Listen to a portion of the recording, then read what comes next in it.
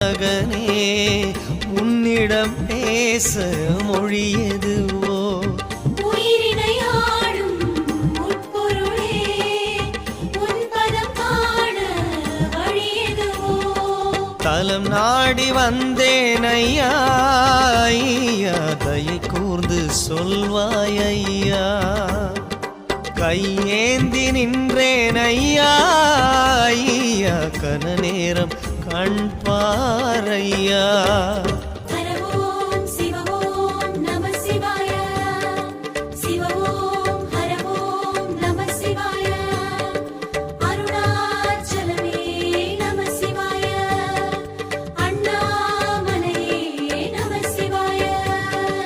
அண்ணாமலை வாழும் உண்ணாமுலை நாதா உன் பாதம் சரணாகதி உன் பாதம் சரண